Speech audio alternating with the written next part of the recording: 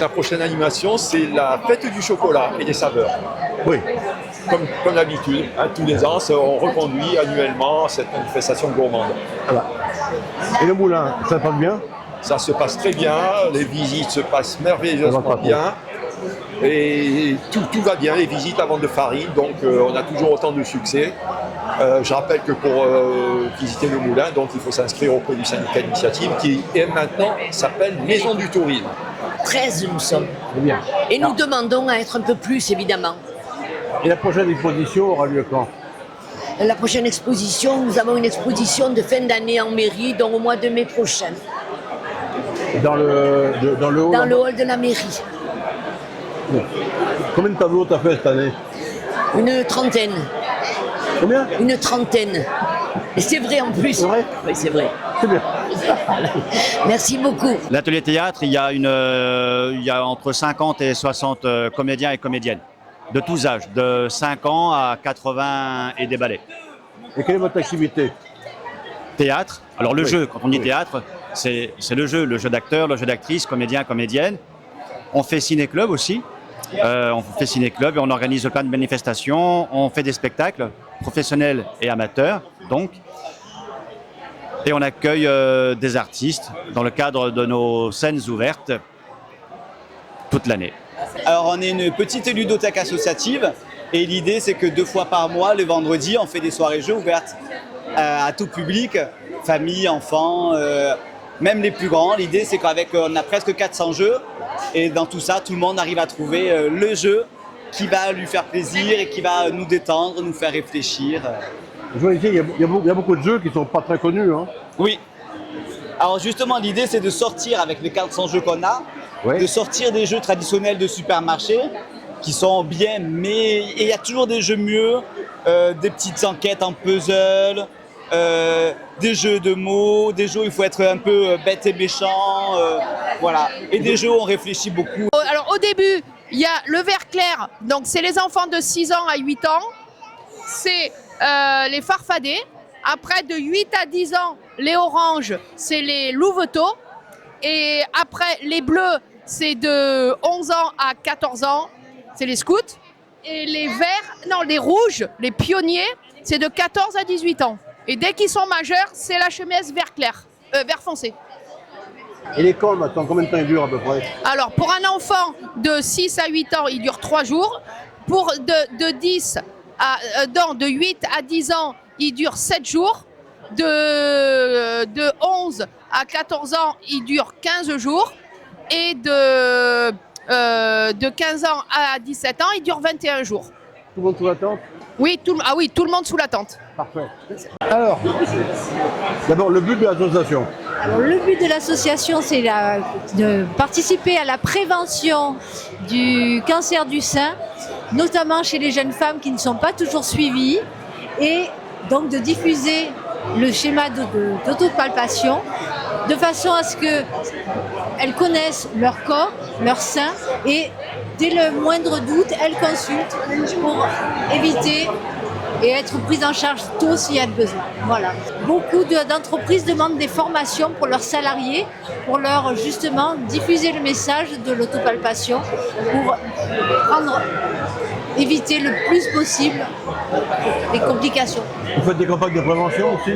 Oui, ben oui, on participe aux campagnes de prévention Voilà. d'Octobre Rose tous les ans, mais aussi au cours de l'année. On fait des événements festifs de façon à interpeller les gens et que les femmes se prennent en charge et que les hommes les accompagnent. Ça marche. Merci beaucoup. Président avec nous. Michael Jordan et chez vous, non? On l'a invité, il va venir faire une représentation dans notre club bientôt là, Tant mieux. avec Tony Parker. Il a du retard, mais il va pas tarder. Voilà. Il va arriver. Il va arriver. Ouais, il est toujours un petit peu en retard. Oui, c'est ça les stars, ça se fait attendre, c'est normal. Ouais, ça se fait désirer. Donc vous êtes nombreux dans votre club? Alors l'année dernière, on était 250 licenciés. Ah oui, quand même. Voilà, c'est ça. Donc cette année, on vise au moins la même chose. On a toutes les catégories féminines et masculines. Et cette année, on a même la chance d'avoir une équipe U18 qui va évoluer en région, en PACA. Et, C'est votre meilleur résultat? alors actuellement, oui. mais on a quand même un passé assez glorieux parce qu'on a eu pas mal d'équipes en PACA il y a plusieurs années.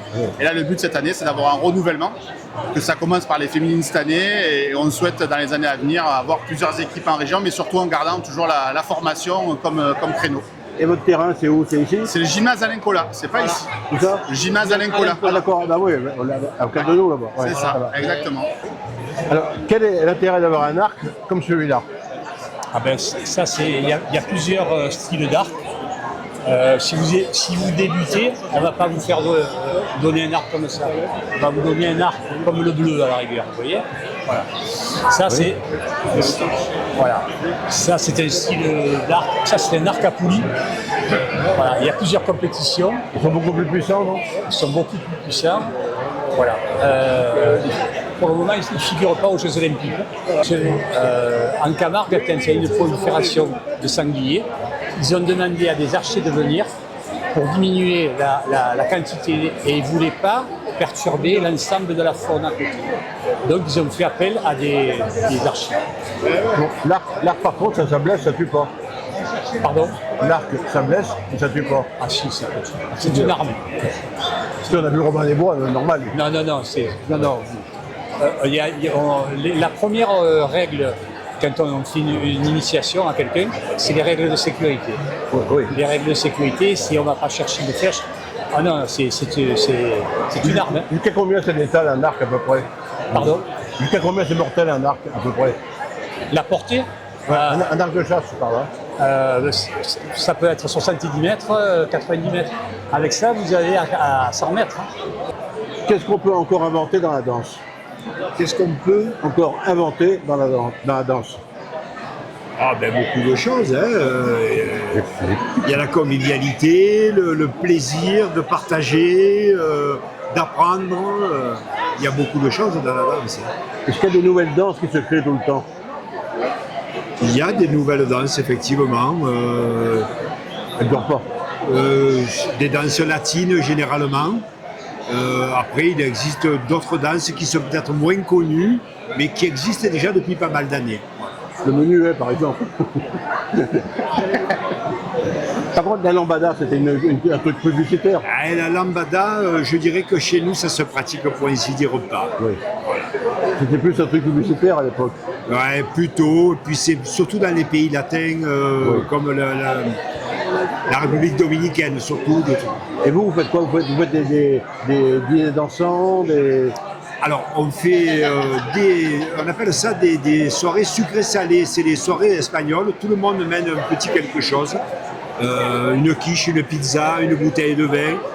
On fait ça dans notre association et on fait aussi des soirées dansantes dans un restaurant. Quel est le but du patrimoine?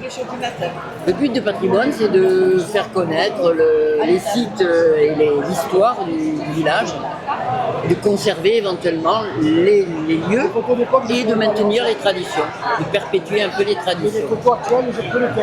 La prochaine grande manifestation du patrimoine, ça sera quoi? Quand et comment? La prochaine, ce sera le 20 septembre, dans le cadre de la Journée du patrimoine. On visite le plateau des Barnouins et on raconte l'histoire du plateau. Justement, on va Tout le plateau? Le plateau des Barnouins, oui. Ça fait une trotte, hein? Ça fait 1h30 de randonnée. Voilà. Avec des discussions par public. Avec des explications en cours de route, oui. Ouais, c'est bien. Et l'oppidum, qu'est-ce qu'il devient? Alors l'oppidum, c'est tous les ans au printemps. La date est déjà dans le programme, là. Je le prends. Tu le prends. Mais l'oppidum, il n'a pas été vandalisé? Non, pas vraiment. Bah, il se dégrade parce que c'est pas entretenu. Ouais. Mais... Non, mais c'est... Voilà. Et l'église? Alors l'église, en théorie, elle est rouverte à la fin de l'année et on a la messe des familles le 24 au soir. Il y a ça, il y a la en principe. Open Mirabeau, en premier lieu, c'est déjà pour aider les personnes qui sont dans la nécessité. Ils ont droit à des colis. Et nous mettons en route aussi une cellule d'écoute et des transports pour les gens qui en ont besoin. Par exemple, une dame qui a un mari qui est hospitalisé, qui n'a pas de véhicule, la Croix-Rouge pourra l'accompagner pour voir son mari. Est-ce que vous allez également faire des manifestations sportives? Nous Oui. Non, je crois pas, franchement. Comme un match de foot, Non, sur les peines, non, même à Marignane, je crois pas, non. même une course à pied, enfin une course à Non. Parce que nous, on est au Pen, mais on fait partie de Marignane. Voilà.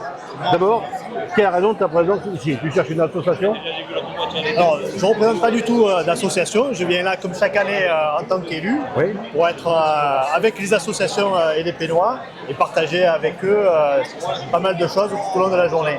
C'est un réel plaisir et une joie depuis que j'ai été élu d'être ici avec vous toute la journée pour se former des associations. C'est une belle réussite puisque comme chaque année, on le voit, on fait le plein. Et aussi bien avec les associations que les personnes qui y viennent, donc ce qui montre la dynamique de la ville, le réel engouement des Pénois pour le tissu associatif. Est-ce que tu fais partie de l'association? Je fais partie de pas mal d'associations. Alors les citer, ça ne serait pas opportun, mais oui, très investi dans le monde associatif. Sportif, on a nous-mêmes. Alors sportif, j'aimerais bien. Je me relance au sport, mais je suis plutôt sur des associations effectivement culturelles ou autres. Et je soutiens pas mal effectivement d'associations sportives, puisque j'essaye de participer au mieux à toutes les manifestations qui ont lieu sur notre territoire. Le but de notre association, c'est d'aller sur les terrains, recueillir des minéraux, d'exposer des minéraux et de faire une bourse aux minéraux sur les Pennes une fois par an, qui dure 2 jours, qui est le premier week-end de novembre. Et on est un club qui date de plus de 40 ans et on a 50 membres. Des passionnés de géologie, minéraux, fossiles. Quelle est votre plus belle trouvaille? La plus belle trouvaille, certainement des cailloux que j'ai trouvés en Namibie, parce qu'on fait aussi des voyages à l'étranger.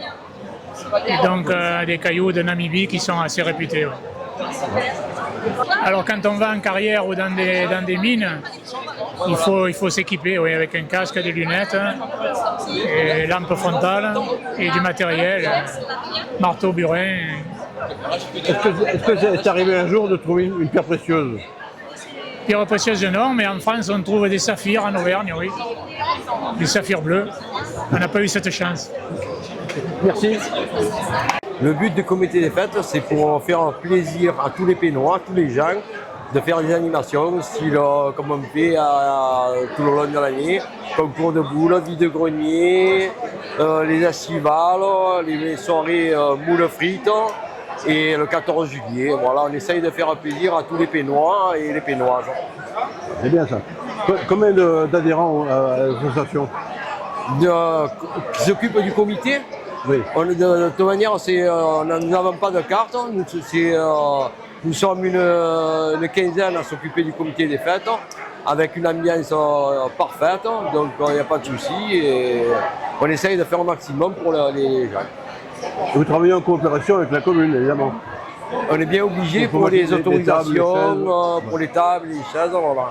Nous sommes bien obligés de travailler, tout en étant bien d'accord que nous sommes à part de la mairie. D'abord, comment s'est passée cette saison? Alors, cette saison, ça a été un peu compliqué dès le départ, parce qu'on a eu ce grand feu début juillet, le 8 juillet, qui fait suite à pratiquement une semaine de journée à très haut risque. Donc, et c'est là où il y a eu la difficulté, c'est qu'il y avait beaucoup de vent lors de cet accident qui a déclenché le feu. Et bon, après, les secours étaient là, les pompiers ont été très réactifs. Nous, de notre côté, on a été également parce que quand ça s'est passé un peu après 11 h, il y avait 2 personnes qui étaient déjà en patrouille. Et en 3 quarts d'heure, on est passé à 16 personnes. Donc, on a été quand même assez réactifs. Alors, actuellement, on est 29 au comité feu, enfin la réserve communale maintenant. Et on a 7 véhicules, dont 4 porteurs d'eau.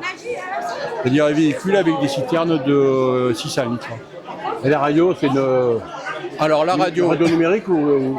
Non, on a une radio municipale, on a un propre relais sur la commune, une fréquence radio qui nous est propre pour la réserve communale.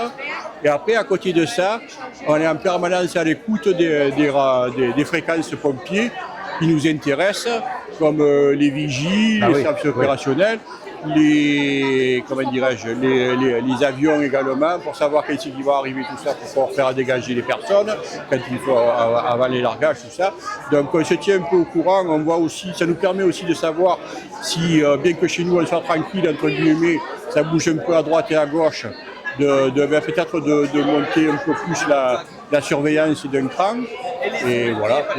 Alors, quel est le but de votre association? Eh bien, l'ADAVA, donc nous sommes une association vieille de 30 ans présente sur Aix-en-Provence et nous avons une antenne au Pen Mirabeau depuis avril 2021.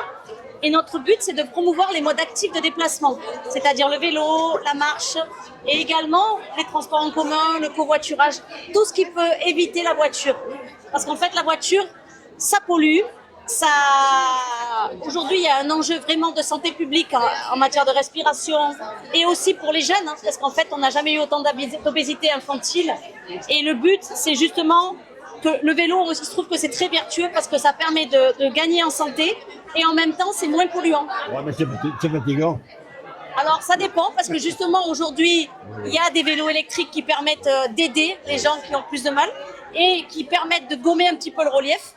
Et il se trouve qu'en fait, on se rend compte que quand on met des conditions favorables à ça, grâce aux collectivités qui créent des pistes cyclables, qui apaisent leur circulation, etc., on se rend compte qu'en fait, les gens, ils adorent.